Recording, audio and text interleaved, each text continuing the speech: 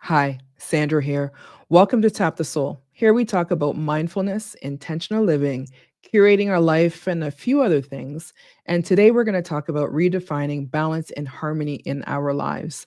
For me, this is week 9. And if you are new here, thank you for joining me. And if you are a reoccurring friend, hi, welcome back and hanging out with me on the couch. I've been on a journey for the last 9 weeks. It is whispers behind my smile. It is a journey within. I focus on self love, self nurturing, and a lot of self discovery. You are welcome to join at any point in time. I post all of the prompts every week on my post page here on YouTube and also on my Instagram page. If you're following me over there at Tap the Soul, you will see every week I post a number of reflection prompts or questions. And really, it's to provoke thought. And every week layers on top of each other. And it's been a self discovery for me as I've been going week to week and answering these. Now, I created this, so there's a lot of pieces of this that I don't share, but I am taking myself through the journey as if I'm looking at it for the first time and learning quite a bit. So I'm going to read through the prompts. And again, they will be posted on the post tab here on YouTube and on my Instagram. The goal this week is really just to bring awareness to self. And that's what every week really has been about. It's about prioritizing you. And I don't get to take 12 weeks of my life off to focus prioritizing myself. And what I'm learning to do is to integrate this journey with living my life the way it is and then modifying where I need to. So I still have all of the responsibilities that I have in life, as well as making sure that one of the most important responsibilities I'm trying to prioritize is the responsibility to self. So, prompt number 1: what are the areas of my life that I feel out of balance and why?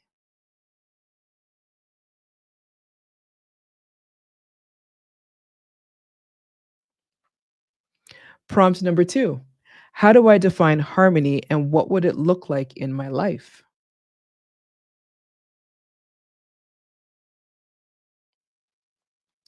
And prompt number 3: what can I let go of to be more balanced this week?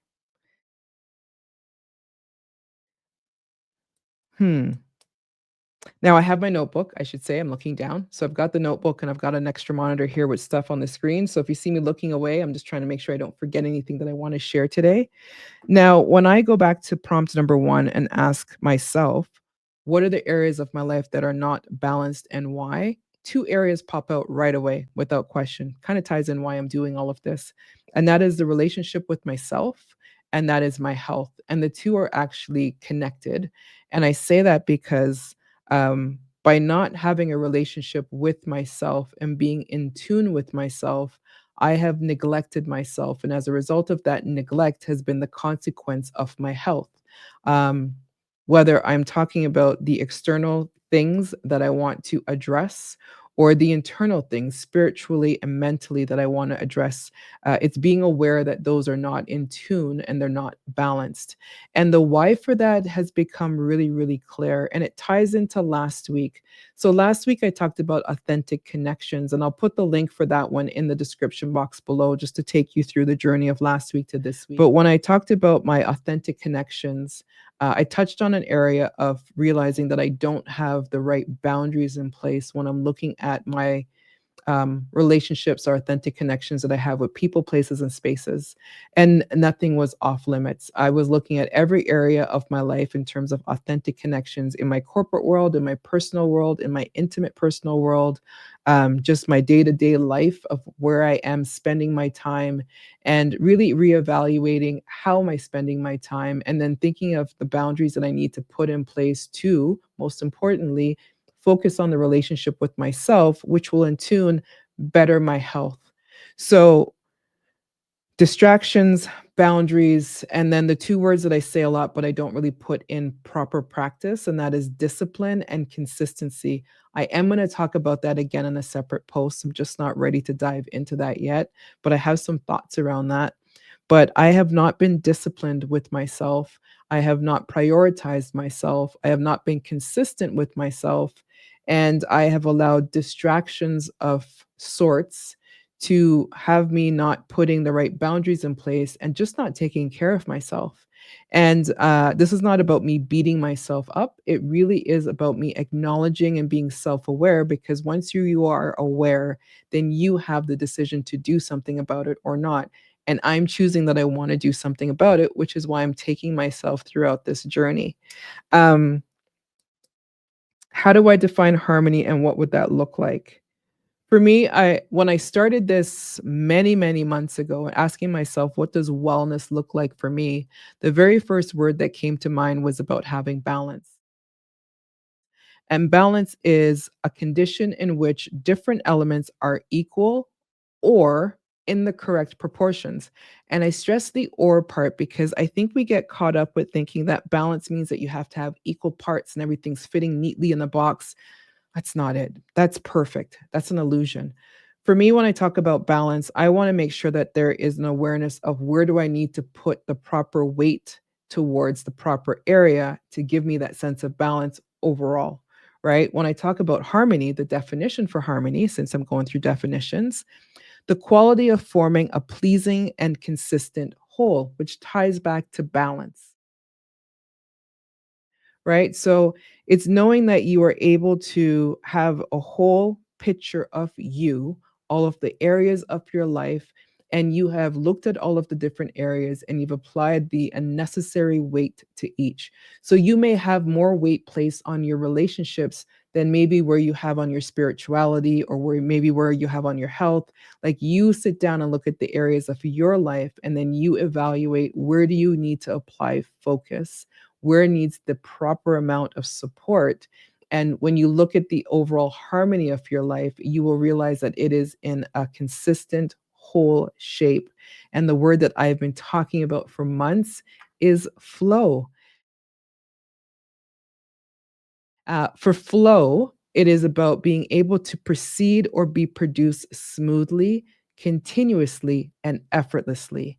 And the word that is not there is perfect. None of these definitions is calling out about a perfect life. That is an illusion, right? And I want to make sure that from me, my view is that saying that you want a perfect life is not a realistic, and you're setting yourself up for failure. We will always have distractions. We will always have disruption.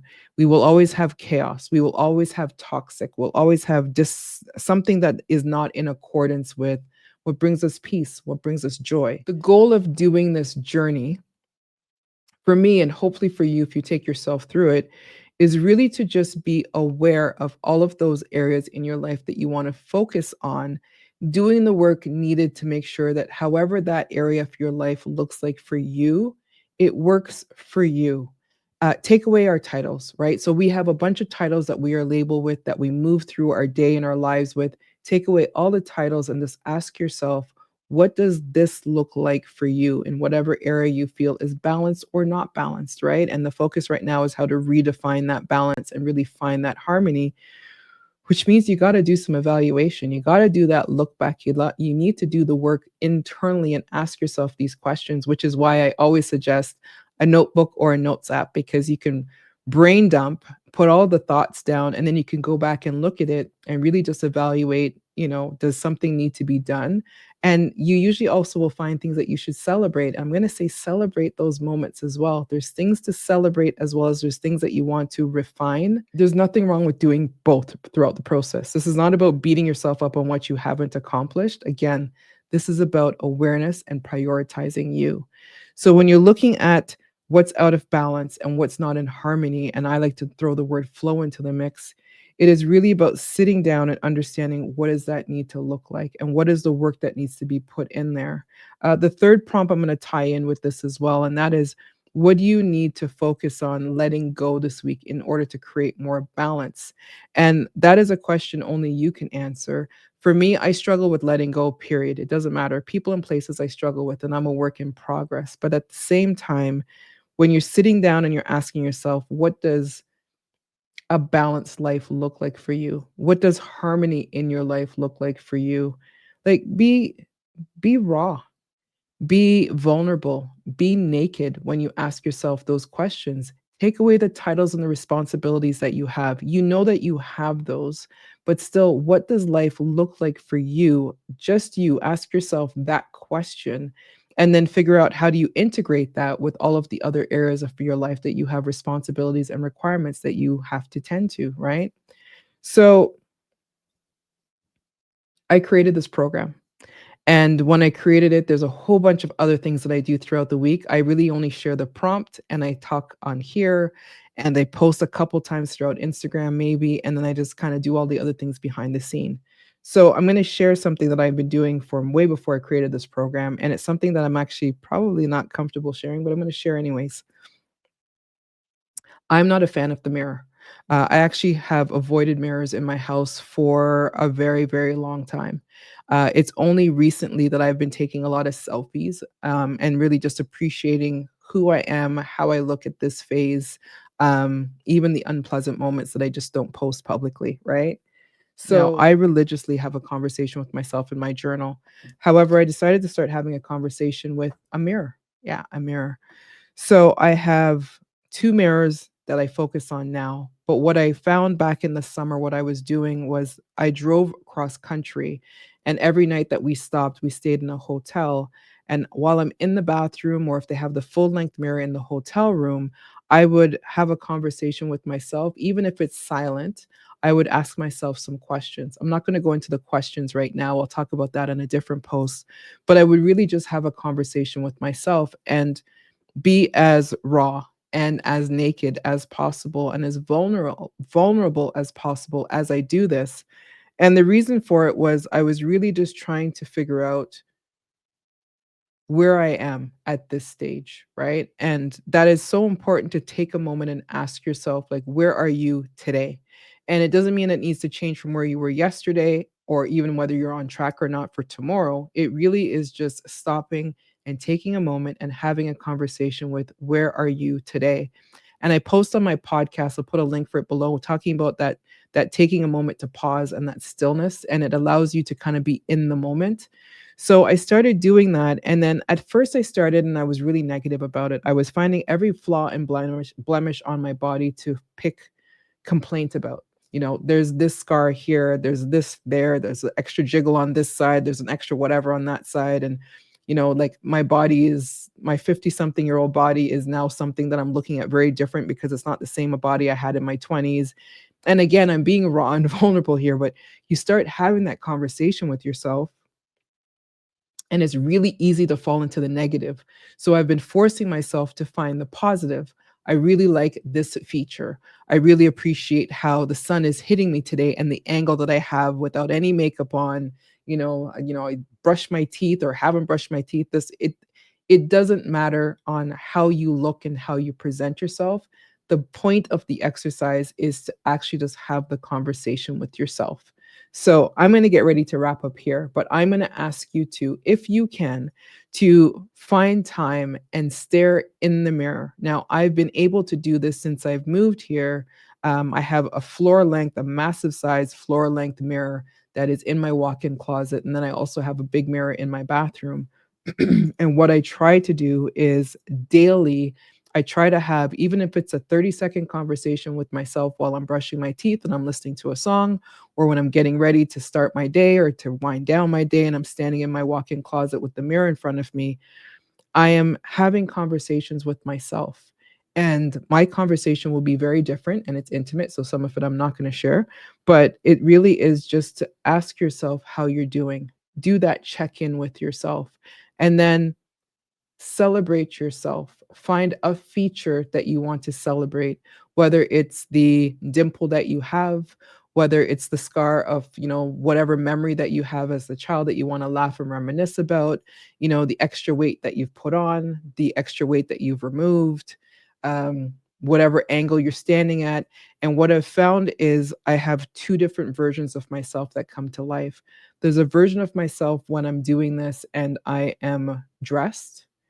There's a version of myself when I'm doing this when I am completely naked.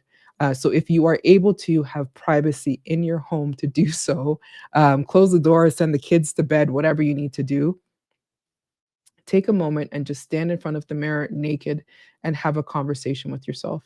And I'm going to ask you to do that every single day for as short or as long as you can.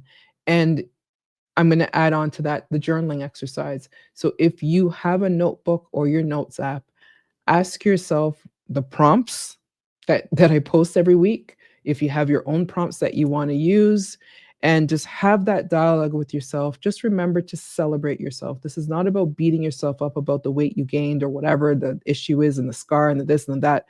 It really is just about reintroducing yourself to yourself and having that conversation, being soft with yourself, being vulnerable with yourself. And if there's areas that are out of balance that you want to address about your physical state, your mental state, your spiritual state, whatever it is, then write it down, process it, and then figure out how do you focus on that for the week. So I'm going to wrap up here. And once again, my name is Sandra. Thank you for joining me on the couch. Week 9, redefining balance and harmony. And I really do hope that you're able to take the time, go through each of these weeks. You can start whenever you want to start and just prioritize yourself. I've had a lot of rough weeks going through every week, answering the prompts, having a conversation with myself in the mirror. And it's not an easy journey to put yourself through if you're really serious about being committed to yourself, because you will uncover some things that you may not want to really address right now, and you don't have to. This is about being aware more than it is about fixing anything. Um, I know that I'll be doing this again in a 2.0 version, and I'm going to go a little bit deeper to focus on all of what I've uncovered over the last 9 weeks and probably over the remaining 3 weeks after that. But the goal really is to just take a moment and prioritize you and to give yourself some more self-love and self-nurturing because you're worth it. So peace, love, and blessings. I look forward to talking to you all again soon.